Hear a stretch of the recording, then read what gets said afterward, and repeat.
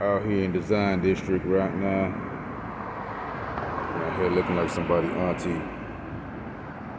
The Rasta cap on, looking like a long bonnet. Looking like I just got fresh up out the kitchen and shit. Forehead, cheeks all greasy. Looking like I done hopped out of a pan full of fried catfish. They're probably because I'm about to get to cooking. Today's menu produces the Victim Olympics, and trust me, it will not come with dessert. However, it might come with a little happy hour, so get your drink on, because I am tired of everybody playing a victim. Listen, I'm not an insensitive person. It all depends on the sensitivity and the severity of the matter, though. You can't just sit there and play victim for a long amount of time. Hell, I don't even like playing the victim for 5 seconds. However, I do understand that there are people who happen to have the rights to be a victim and actually point the finger and turn the blame on others that do deserve it. However, you always got to look at yourself and see exactly what it is that you have done or could have done or need to do. And if you're still playing Victim Olympics, that means that you're wasting absolute time that you could have chose to do something about it. But you want to pump fake and booty shake. And that's the reason why society right now is fucking trash as it is. Because everybody wants to stand on top of the table and twerk their fucking victimhood away. Now, there was this discussion about King Richard and how, in my opinion, who I feel is the Dusty Williams sister, Sabrina, who came out, ironically, at a perfect time when the biopic happened to come out. She wants to come out and basically drop her own little biopic, her little bio story about Richard, I guess, left her and her family at the age of 8. I believe they already had a family already set up, 5 kids, whatever the case may be. I know that was a story basically that was going on today on Anton Daniels' channel, and I'm part of the Patreon. Shout out to Patreon gang, shout out to Anton Daniels. I salute that brother.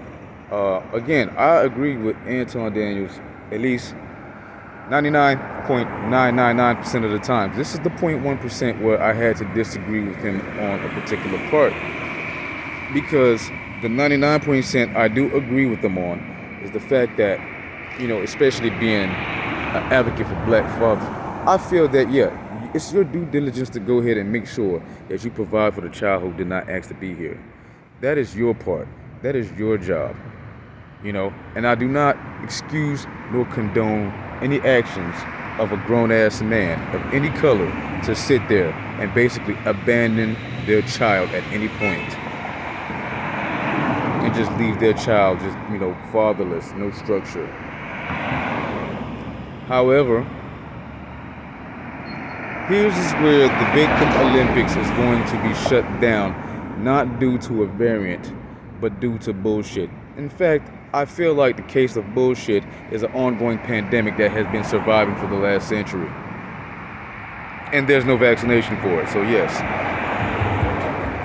Dusty Sabrina, I can't basically put the blame on her as a child. I don't blame children for being upset about something that is out of their control. But let's just take 10 years off of that. Okay, let's just say, all right, you're 18 now. From 8 to 18, whatever the case may be, you have time to go ahead, lick your wounds, qualify in the Victim Olympics, get a few gold medals, even a trophy. But then when you're grown and you're 18, now she's 57 years old, chick pushing 60. And this is the time where you come out to go ahead and voice your bitterness. This is the time when your thyroid gland is at its strongest to go ahead and belittle and berate a man who you shot out of his dick in order to be here, because again, you didn't ask to be here, but you choose a perfect time to berate and belittle this man after at least close to 40 years of opportunity in which you could have at least reached out to your pops. Now, the whole discussion was that is his job to be able to reach out to her for what he did. That's so he could be able to go ahead and amend, some sour feelings and some brokenness that's there. I agree, because again, there could have been some movements, some chess move, not even chess, because this ain't even a game. There could have been some movements on either end. Factual. Now, we're just speculating at this point, because there's no telling. I'm not giving him an excuse, and I'm not giving him a way out. I'm not putting him in the Victim Olympics. There's no telling of whatever the case may be, to where he had to leave this side of the family. Maybe he felt he was a failed father. Maybe he felt like he couldn't provide. Maybe he felt like, everything was already in ruins, and he had to go ahead and switch town, and switch family, switch wife, and had to start all over again for himself. I don't know. I'm not trying to give him a story or a way out. What I'm saying is that we can't sit there and just completely put him inside of the dirt while we're giving a pass to Dusty Sabrina to have an access granted towards the Victim Olympics over in Osaka, Japan. So, again, I say this. You go into therapy, you go through a moment to where, you're this victim. It wasn't even a victimization of severity to a point to where it's like, okay, Richard must have molested her back in the day, or he must have touched her in some kind of way or whatever, to the point where the relationship is broken and can never be fixed or mended. Okay, so he walked out. You know how many dads then walked out on their children in life and came back and reunited with their child? There was an apology there. There was something that was there in order to be able to fix and mend their relationship. This chick, and I'm knocking 10 years off, because I'm not gonna, put that type of responsibility on her as a child. But from 18 to 57, you had 39 plus years to come out and talk with your father while he was still in a healthy state, way before his stroke, to where he can't necessarily even speak like that anymore. But he's basically leaning closer towards the deathbed rather than the fountain of life. You've had 39 plus years to get out, to go ahead and just basically, resign from the Victim Olympics and to go ahead and put your track legs to use and run to your goddamn daddy. Okay? I mean, again, it could have been on both sides, but we're not going to give her a pass for the Victim Olympics, because you're a grown-ass woman at the end of the day. And if you were that bitter about this situation, if you had questions that need to be answered, who the fuck else is going to answer them besides your father? A therapist can't tell you shit that a man who fucking gave birth to you can. There is no right on either side, and there is no wrong on either side as well.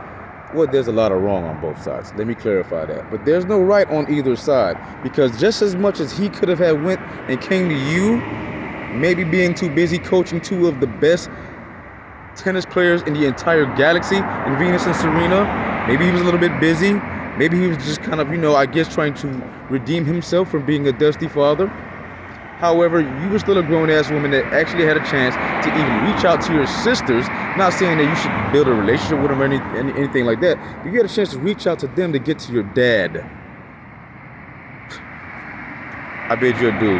Salutations. This is just part one. But I have so much more to say about this situation and about the people who are playing victim in this world, when there's other people that are in a much worse situation than they are, but yet they're so fucking entitled in a country to where they have all the freedom to do and say whatever the hell they please, to just sit there, kick their fucking feet up and say, wah, I'm a victim, when the only thing that probably happened to you was that maybe somebody came and sideswiped and hit the fucking head, the tail out of your car. And all of a sudden you're a goddamn victim saying you got back and neck pains and shit like that. Get the fuck out of here. For the love and praises that go to Allah. Woo! Let me calm down. I bid you adieu. Salutations.